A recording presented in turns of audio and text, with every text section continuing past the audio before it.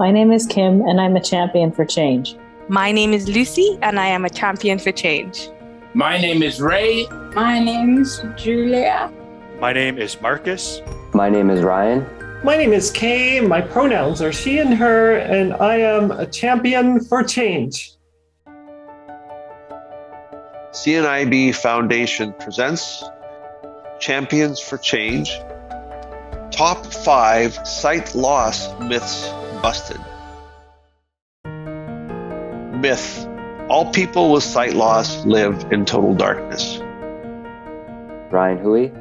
To those people out there that think that everyone with a white cane or a guide dog is completely blind, I would say that's one of the biggest myths that we're looking to dispel.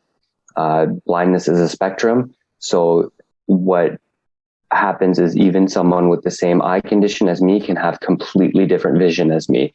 So it's important to know that it's not a one size fits all cookie cutter kind of situation. Just because someone has RP or someone has diabetic retinopathy, another person can also have that and experience something completely different. I don't really have too much vision. I can't see anything out of my right eye, and my left eye is what's called light perception. So I can tell the TV's on or I can tell a lamp is on, but that's about the extent of it. Marcus McCracken. I have a prosthetic left eye, so I really have to work with one eye. And the way I see is really hazy right now because my cornea is giving me issues. Ray Smith. And people ask me how much I can see. Well, it's like tunnel vision, looking through a tunnel. And at the end of the tunnel, there's fog. And you're a shadow in that fog. Kim Harbro. I don't see anything, not even black. I remember when I was really little, 4 or 5 people who could see would ask me, do you see black? And I had no idea what they meant because I didn't have white to compare it with or anything else. So I don't have any light perception and I don't see anything. Myth: people who are blind can't work. People who are blind or partially sighted can work in almost any field if they have the right technology, training, and support. People who are blind or partially sighted work as politicians, artists, judges, CEOs, teachers, entrepreneurs, athletes, and so much more. Julia Ferguson. People assume that because you're visually impaired or blind, you cannot work. That's not the case at all. You just might need a few little accommodations, as simple as maybe a magnifier to help you read print. Ryan Hui. Accommodation is always a tricky word. It's almost a dirty word in a sense, because as soon as you bring that up in a job interview, people think in dollars and cents rather than, oh, this is what the person needs to be successful at the job.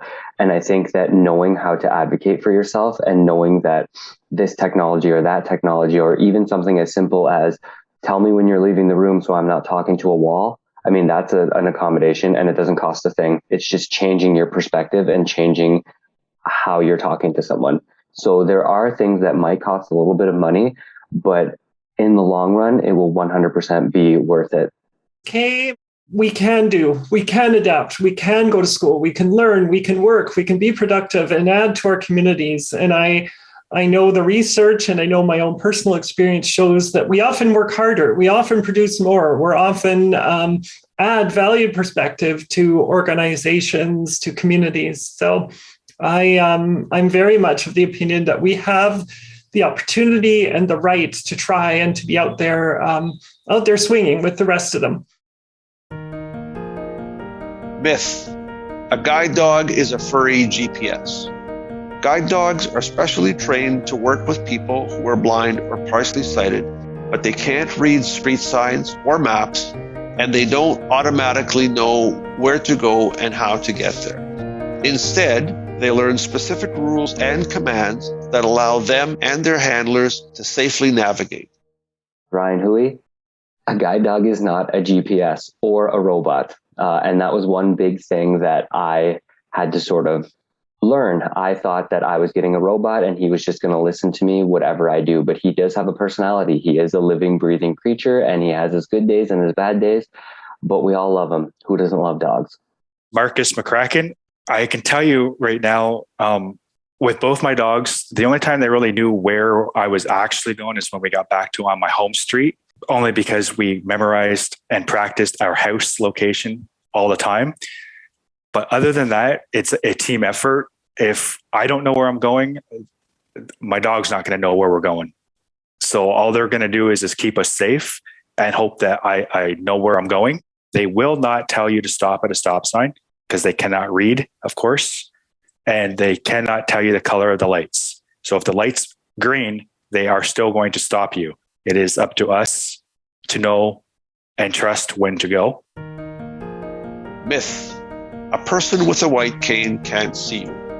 Not everyone who uses a white cane is completely blind. Different eye conditions have different symptoms, including loss of peripheral vision, loss of central vision, depth perception, and more.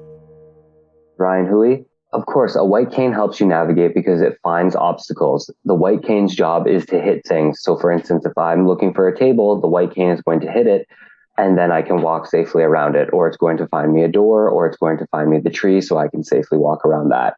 And that's one big difference between a guide dog and a cane, is that the guide dog avoids them, the cane finds them. Ray Smith, white canes have helped me tremendously. There are different types of white canes. When I became blind, I used a identification cane. It was just a small cane showing people that I've got a low vision or I need assistance.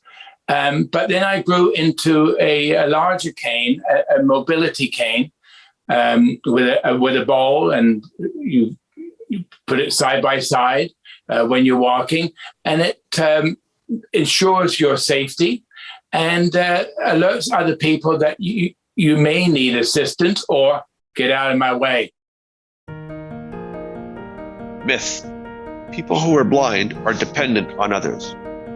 People who are blind or partially sighted are capable of living, working, and traveling independently.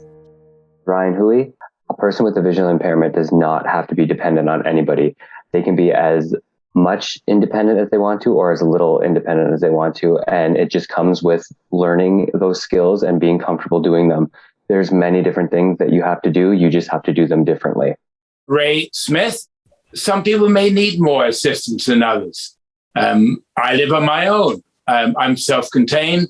I'm very, very independent. But other people are not as independent. So it all depends on the individual and the comfort level as well. Okay. It can be difficult for people to watch us go, and if they're concerned about us, to potentially fail. But it's so important that we have the opportunity to take our own appropriate risks as sovereign persons, to take risks, to live independently, to maybe mess up on things, just like our fully sighted or fully able counterparts do. CNIB Foundation presents Champions for Change, Top 5 Sight Loss Myths Busted. Funding for Champions for Change provided by Novartis.